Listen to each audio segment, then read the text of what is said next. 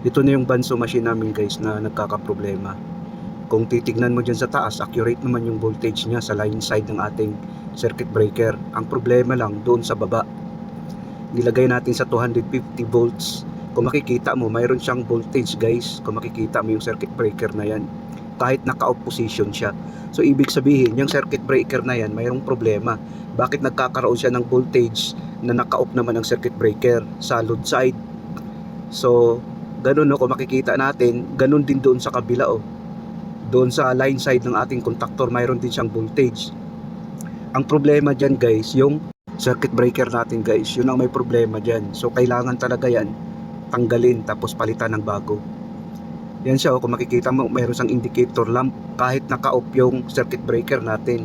Dapat yan wala siyang indicator lamp na red kasi naka-off nga siya. Ang design kasi niyan, pag naka-off, dapat wala siyang indicator na red.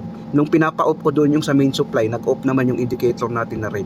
So ibig sabihin, mayroon talagang problema sa circuit breaker. Yan na yung circuit breaker na may problema guys. Pinalitan natin. 3-phase circuit breaker yan. Yan, dapat sa mga maintenance, lalo na sa baguhan, ganun kayo pag mag-troubleshoot. Pag magkakaroon siya ng power, kahit naka-off, palitan nyo na yan. Magkakaroon din yan ng problema. Titignan mo sa bagong breaker, oh, wala siyang wala siyang power supply. Ngayon, nung inon namin, mayroon na siyang power supply. Accurate yung voltage niya. Kung makikita natin, oh, nakasetting sa 750 ang ating multimeter na analog. Tapos sa baba naman, mayroon siyang 380 volts din. Pag naka-off yan guys, wala siyang voltahe doon sa baba. Kung makikita natin, oh, tinry natin sa load side ng contactor, wala siyang voltahe. Kung makikita natin. So ibig sabihin, okay yan. Okay yan kasi wala nga siyang voltahe eh.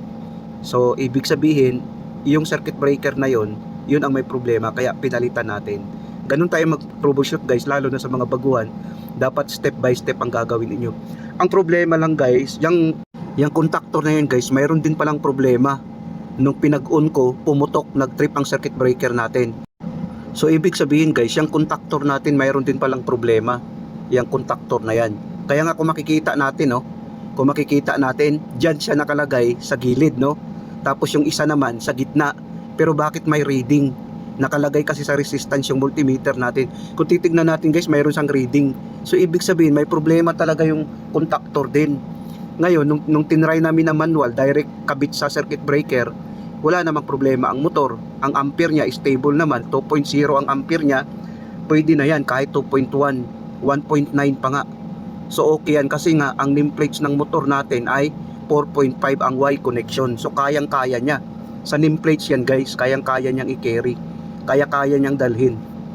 Yan kasi yung nameplates ng ating motor. Nung sinubukan namin paandarin guys, kung titignan natin, umaandar yan. Tapos yung hinipo ko yung body niya, hindi naman mainit. So ibig sabihin, okay yung motor. Ang problema, yung contactor at saka yung circuit breaker. Nung pinalitan ko na guys ng contactor, hindi ko na pinapakita. Pinalitan ko yan ng contactor. Tapos nung nilagyan ko na ng load, yung mayroon siyang pulley, 2.1 lang ang kanyang ampere. So kayang-kaya niyang i-carry, oh. 2.1, 2.2 ang intervals, walang problema. 1.9, walang problema guys. Kung mga ganun lang ang setting niya, walang problema yan. Stable yan pag ganyan. Kasi may intervals naman talaga sa electrical. Kung makikita natin, naka-on yung yung indicator natin na lamp dahil naka-on kasi yung power supply natin. Nung kinabit na natin sa production guys, oh, kung makikita natin, okay na. Stable na siya. Gumagana na siya. Hindi na ako nakaranas na pumutok. Ayun. Dapat sa mga baguhan, lagi nating tatandaan pag mag-troubleshoot tayo, dapat presence of mind, pati tingnan natin kung ano yung problema.